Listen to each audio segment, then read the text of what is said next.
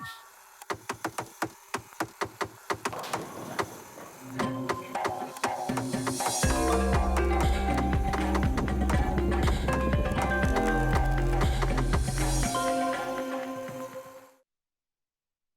sejahtera, saya Odlin Katani, ini ringkas TVS. Sarawak mampu menjadi negeri maju menjelang 2030 setelah rakyatnya dapat menguasai pengetahuan dan inovasi teknologi tinggi sekaligus mampu memanfaatkan sumber alam dengan cekap. Menurut Ketua Menteri Datuk Patinggi Abang Johari Tunopeng, dua negara iaitu Estonia dan Korea Selatan masing-masing mempunyai kelebihan dari segi aplikasi teknologi dan kualiti inovasi rakyat menjadi panduan Sarawak dalam merealisasikan visi itu. Sarawak has one advantage.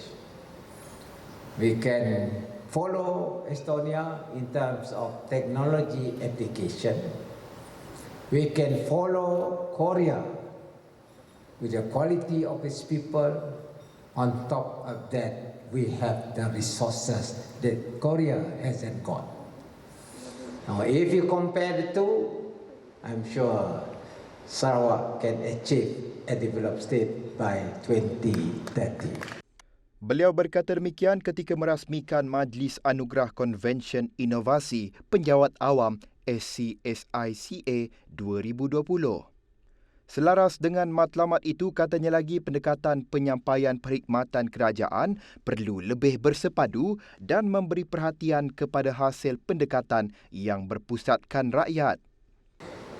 This citizen-centric approach innovates and simplifies service delivery by focusing on what governments are trying to achieve in terms of citizen outcomes, integrating information among multiple silo systems, and working collaboratively with other agencies.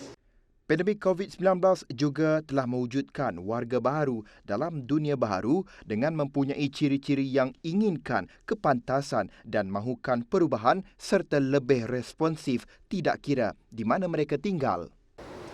It seems that the citizens know more. They are better educated with ready access to technologies that not only force governments to be more transparent, but able to rethink notions of transparency. Sementara itu, bagi penerima Anugerah Inovasi Ketua Menteri Sarawak 2020, bagi kategori agensi negeri, pengarah tanah dan servis Sarawak, Abdullah Julaihi berkata jabatannya bercita-cita untuk mencapai visi tertinggi negeri ke arah ekonomi digital. Pada masa sama, menyediakan perkhidmatan penjawat awam yang bertaraf dunia. Inovasi sahaja tanpa ada percubaan atau usaha untuk membuat sesuatu hanya akan tinggal idea sahaja. Tetapi inovasi itu adalah cetusan idea yang baik untuk menambah baik dan diletakkan into practice. Sebab itulah apa yang kita lakukan hari ini akan dimasukkan di dalam proses kerja secara umum. Katanya lagi, jabatannya kini telah melaksanakan 152 projek di mana tidak kurang daripada 10 projek telah dibentuk sebagai proses dan prosedur kerja. Dalam pada itu, bagi penerima anugerah yang sama untuk kategori agensi persekutuan, Pengarah Kastam Negeri Sarawak Herman Shah Abdullah berkata, inovasi yang telah dicetuskan, jabatannya telah mampu mengubah cara kerja kepada proses yang lebih mudah. Jadi kalau sebelum ini pemotongan dilakukan secara manual dengan secara konvensional. Jadi dengan adanya penciptaan alat yang dipanggil tonsil ini jadi pemotongan kontainer jadi lebih mudah. Dan beberapa saat saja boleh dipotong dan dengan tenaga pegawai seorang saja. Jadi alat ini begitu efektif dan kita telah pun membuat percubaan beberapa kali termasuk di Pelabuhan Miri dan Bintulu. Golongan muda terutama pelajar di peringkat sekolah rendah perlu mengetengahkan bakat, kreativiti dan budaya dalam pembelajaran digital menerusi animasi. Ini kerana menurut Datuk Patinggi Abang Johari Tun Openg, 3 komponen tersebut merupakan asas yang boleh memberi kefahaman pembelajaran yang lebih meluas. Lebih-lebih lagi jelas beliau ia sejajar dengan matlamat Kerajaan Sarawak menerusi Sarawak Multimedia Authority SMA dan juga Jabatan Pendidikan Negeri menekankan pembelajaran digital animasi. Mengambil contoh negara luar seperti China katanya yang kini mengetengahkan penggunaan animasi dalam beberapa sukatan pelajaran. Negeri China sekarang ini dia mengajarkan ilmu sains melalui permainan games di dalam merupakan animasi. Dan juga matematik dia, sains dia dipaparkan di dalam corak animasi. Jadi kepahaman budak tu saya fikir dia boleh faham lebih baik daripada waktu saya dululah. Beliau berkata demikian pada majlis penyampaian insentif kepada Sekolah Kebangsaan Temong Serian di Wisma Bapa pada Rabu. SK Temong Serian telah menerima insentif sebanyak RM25,000 daripada Kerajaan Sarawak susulan kejayaan menempa nama di Brazil baru-baru ini. 2 murid daripada sekolah berkenaan telah menerima anugerah Best Film by Popular Jury di Festival de Cinema de Alvorada, Brazil dengan filem pendek animasi bertajuk Batu Bijanji. Filem berkenaan adalah karya Margaret Sawit dan Nabiatu Dania Zulfakat Muhammad Zulfadli menerusi kategori sekolah rendah. Filem animasi berdurasi 34 saat itu turut tercalon dalam kategori animasi terbaik bagi peringkat sama. Penghasilan karya ini turut dibantu guru mereka dan syarikat produksi. Sementara itu, Guru Besar SK Temong, Cliffland Raden berkata, kejayaan 2 muridnya di peringkat antarabangsa begitu membanggakan meskipun terdapat kengkangan masa. Mereka berdua berminat untuk membuat filem ini secara rotoskop, Dan kalau kita pikirkan filem yang segini tidak disangka dapat disiapkan dalam masa 10 hari. Bagi kedua-dua pelajar berkenaan, mereka tidak menyangka kejayaan ini memberi semangat kepada mereka untuk meneruskan karya seterusnya. Bersyukur dan teruja mendengar kami mendapat menang dalam pertandingan ini. Dan ini kejayaan kami bersama sekumpulan.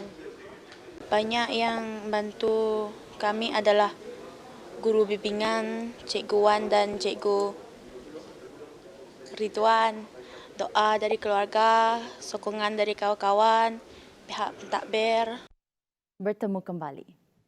Sertai pelbagai festival filem antarabangsa, itu langkah agresif yang dimulakan Perbadanan Kemajuan Filem Nasional Malaysia, FINAS, untuk melihat karya tempatan berdaya saing dengan filem antarabangsa. Langkah tersebut juga untuk merealisasikan hasrat Menteri Komunikasi dan Multimedia Datuk Saifuddin Abdullah mencapai projek Oscar bermula tahun depan. Kata Pengerusi FINAS Zakaria Abdul Hamid, FINAS terpaksa menangguhkan penyertaan ke festival luar negara berikutan ancaman pandemik COVID-19 di seluruh dunia tahun ini. Bagaimanapun, tambahnya FINAS akan kembali mengorak langkah agresif untuk memperjuangkan karya tempatan ke peringkat global sekiranya COVID-19 pulih pertengahan tahun hadapan. Menerusi mesyuarat ahli Perbadanan FINAS, mereka sebulat suara mengiktiraf 33 festival filem antarabangsa yang dianggap berprestij baru-baru ini. Penyertaan filem yang layak akan diumumkan, bagaimanapun FINAS mengalung-alungkan lebih banyak penyertaan dihantar penerbit filem. Perkhidmatan cawangan bank bergerak dilengkapi mesin pengeluaran wang automatik ATM di beberapa kawasan luar bandar dan pedalaman di Sarawak akan dilancarkan hujung Januari 2021.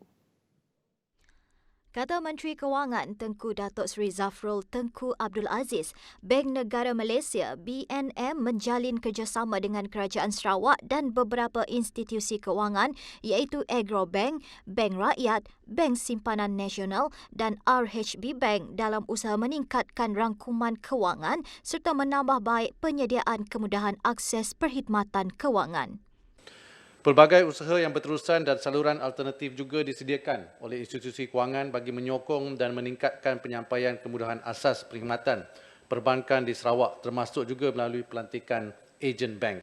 Beliau berkata demikian bagi menjawab pertanyaan Senator Susan Chemerai Anding berkenaan perkhidmatan bank bergerak yang bakal diperluas di Sarawak, termasuk bank yang terlibat, tarikh beroperasi dan kawasan yang akan mendapat manfaat daripada perkhidmatan itu di Sarawak.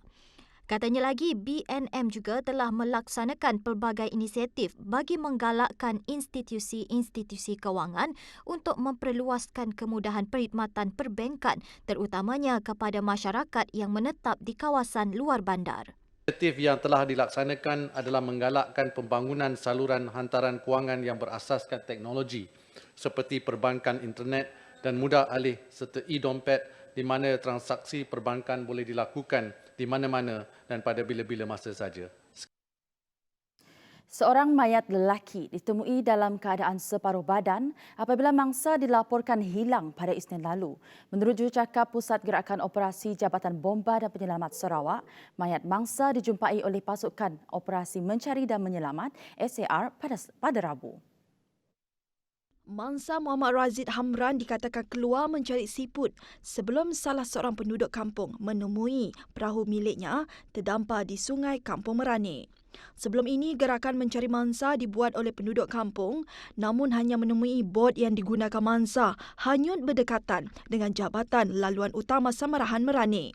Operasi Mencari dan Menyelamat SAR yang memasuki hari kedua ditamatkan susulan penemuan mayat mangsa. Laporan itu tadi mengakhiri ringkas TVS untuk jam ini. Teruskan kesetiaan anda bersama kami. Saya Odlin Keteni, salam hormat dan jumpa lagi.